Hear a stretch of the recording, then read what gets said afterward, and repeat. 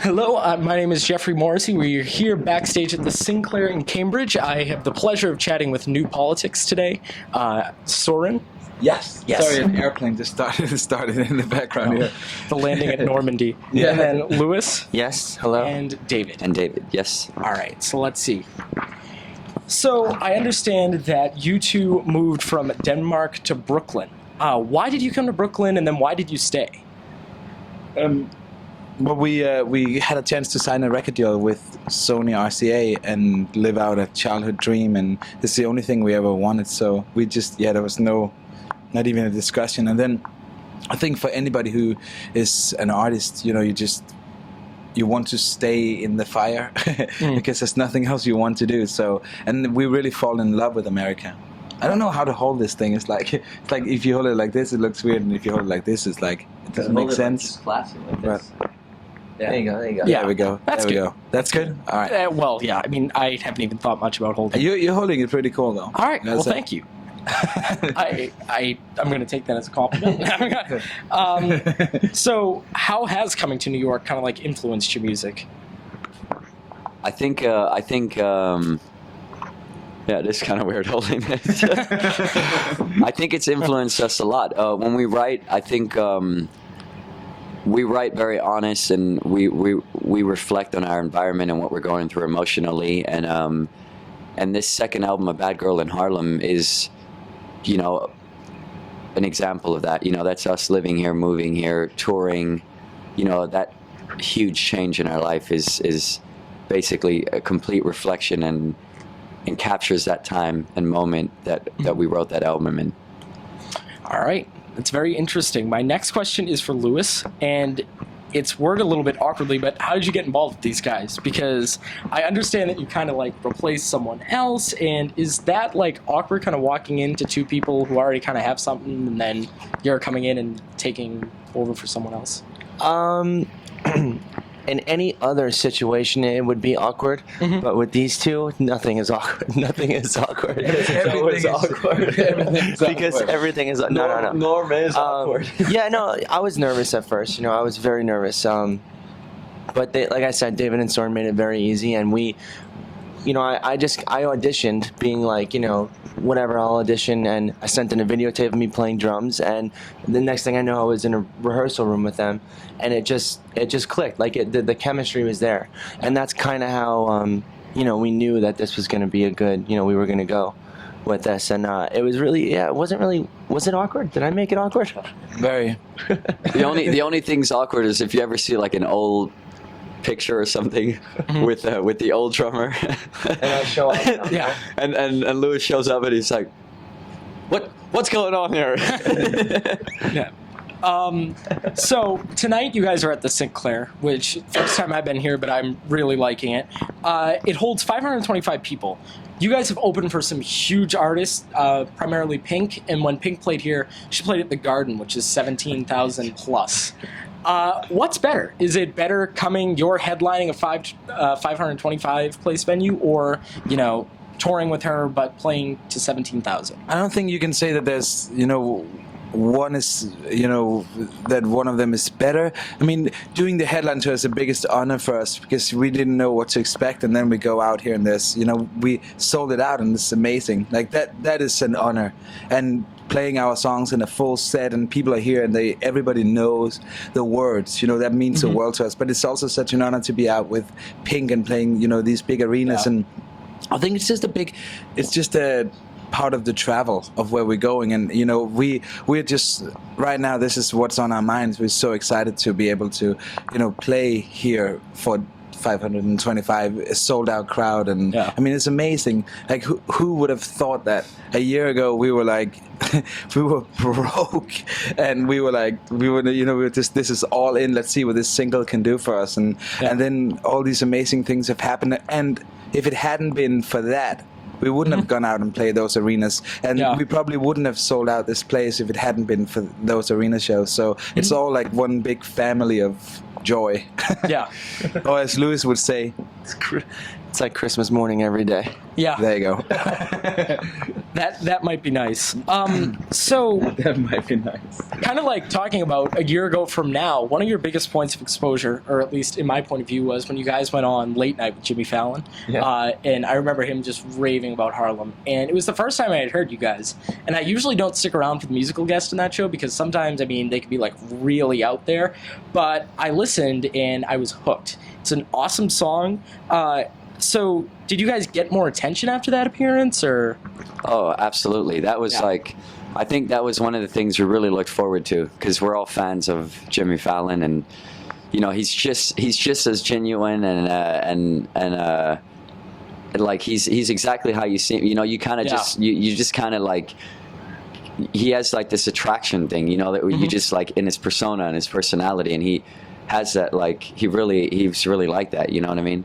So it was like, for us, it was an honor. And the Roots, you know, we were like, I think we were pooping bricks because we were just like, these are like some of the best musicians in the world. Yeah. And I mean, we know that it's a popular show, and it, you know, this could be great for us and stuff. And you know, it's like it's nice. It was really refreshing for us, and they treated us so nice. And Jimmy Fallon was just like, you know, just like, oh my God, I love the song, and I've heard so many good things about your live performance, and me and my family, we listened to it in the car, and you know, it's just such an honor to have you. And I was just, my leg was shaking because it was like, we're actually going on. The Roots are there, Fallon's here, it's full, you know, it's going to be aired live and stuff. And, and I was like, my leg's shaking. He was like, well, go out there and shake it on the dance floor. And I was like, oh yes, okay, all right. Yeah, and actually that is a perfect segue into my next question, because I was going to mention one of the most notable things about that performance was your breakdancing. When did you realize that you could do that, and when did you incorporate it into the live act?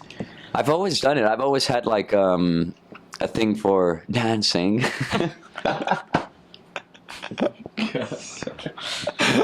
I've always it was in my, you know, when I was growing up, I always danced. I always performed and danced and sang, and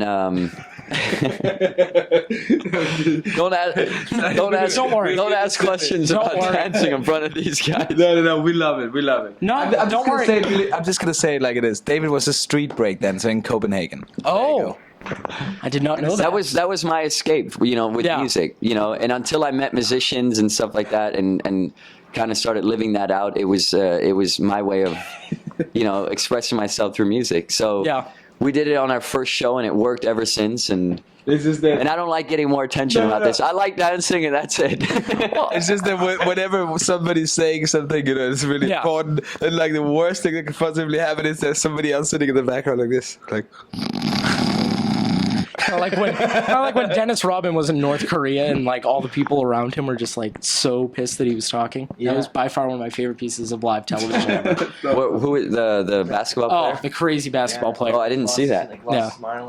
Oh my God, that's amazing. Yeah, but yeah, we just incorporated when our live show is what really, actually our live show is what brought us and made us. Yeah. You know, when you really look at it, you know, besides that we love writing songs, and you know, we're still developing on that. I mean, we're still growing and stuff, but it's like, I mean, with everything, also our live show. But I mean, that was the thing that like anyone that came and saw us live was like, there's no doubt in my mind that there's something here. Yeah. You know, and it also reflected in our music. You know, it helped develop our music as well. Mm-hmm.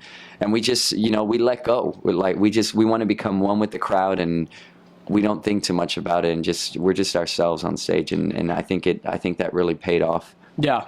And I mean, speaking of your live performance, I heard you guys as well on Patcast. I thought that was a really cool acoustic rendition of Harlem. I really liked it. It's probably because he was singing. Yeah, I was just going to say he was helping Train us is out. my favorite band, but you guys sounded awesome too. They're great, and he's amazing. I mean, he's an amazing writer, such a cool, down-to-earth guy, and it was so flattering. Yeah, it was so flattering to have him like. He was like, "Yeah, I'm gonna sing in the chorus," and we were like, "And all right." He's a really cool guy. Yeah, he is. Really, you know, he's like, again, it's like Fallon. You know, he's just nice, cool guy, so funny. Like, I don't think there was every 2 seconds he would crack up some joke and be like, like the whole. He probably edited out like an hour of laughing. On the show. Well, I was at Mixfest, which is a festival in Boston for Mix 104.1. My God, I'm promoting another radio station. I'm gonna have to edit this out. But But when we were there, Train was playing. It's a free concert, so I'm like, all right, I'm making it my mission to get into the meet and greet. So I was behind the barricade. I was jumping up and down. I was waving to them, and he waved back. And I'm like, I just made a complete idiot out of myself. And then 2 seconds later, I found things on the ground to go get into the meet and greet. And so when we met, I just completely froze up. I'm like, your music has changed my life. And he looks at me and goes, so you're a dick now. And it was by far one of the funniest things that has ever happened. I was. It took me like 5 minutes to get it, but it was great. I loved it. Awesome. This died, just so you know. It did? Yeah. Oh my god. So you finish with the. Okay. Yeah, sure. Sorry about that. No, no worries. Okay. You're a dick now. Yeah, it's total. He's total. That's something he would Yeah. definitely only he could say. Yeah, it was awesome.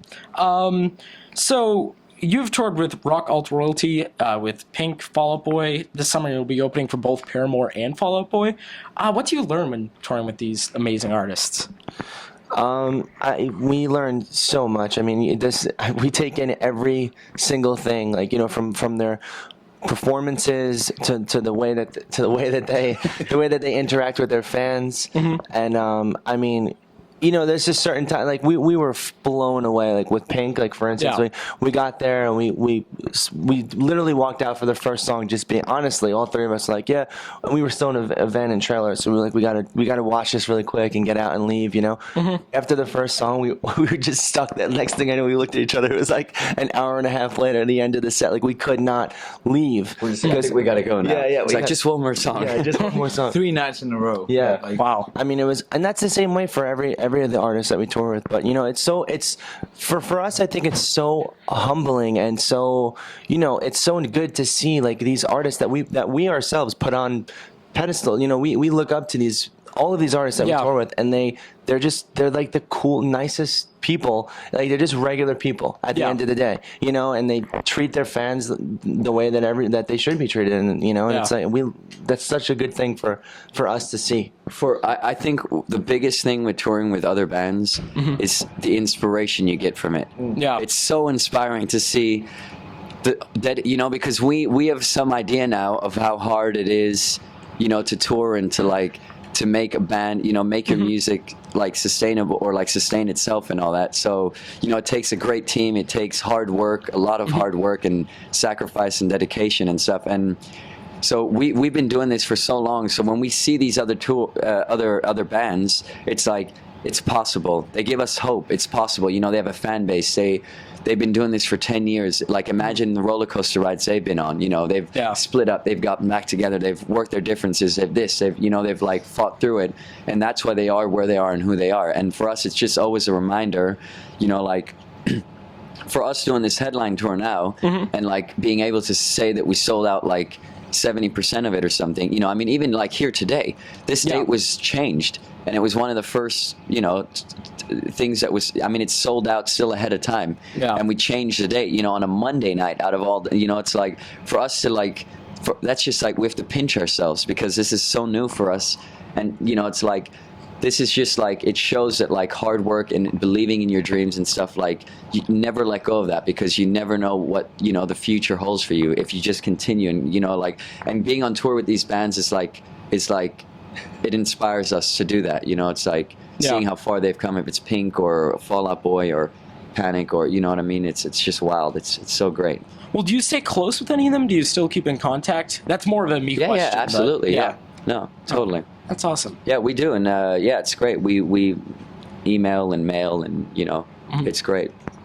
Also, a lot of the other bands that we met on you know, during all the festivals and stuff. It's so cool. Something we talk about often is that we are part of this whole. You know, there's something going on in alternative music where alternative music is probably for the first time in 15, 20 years really influencing the whole pop scene. And there's a lot of amazing bands. You know, it kind of started with Neon Trees and Foster the People, you know, and all those awesome bands. Coldplay. Yeah. And so you know, we just so that's a really cool thing to be a part of. So we meet a lot of these other bands and become friends with them, and it's, I don't know, it's such an honor. I mean, it's awesome. Yeah, it certainly is. If you could tour with any other artist, what would it be? What artist? Well, you can each answer. I mean, Boy George. Wow. Boy George, that's a good one. I gotta say, I would love to. Maybe our music is not that, it doesn't really fit anymore. But at least I would watch the show every night. I would love to do a tour with Rage Against the Machine. Yeah. Maybe the South America, Rage Against the Machine would be really fun. How about David Bowie? Yeah. All right, great. Who, yeah. Skip All it. right. Okay. I don't know who. I would like to tour with anybody. Anybody but New Politics. So, other than the addition of Lewis, what is the biggest difference between your self-titled album, New Politics, and A Bad Girl in Harlem?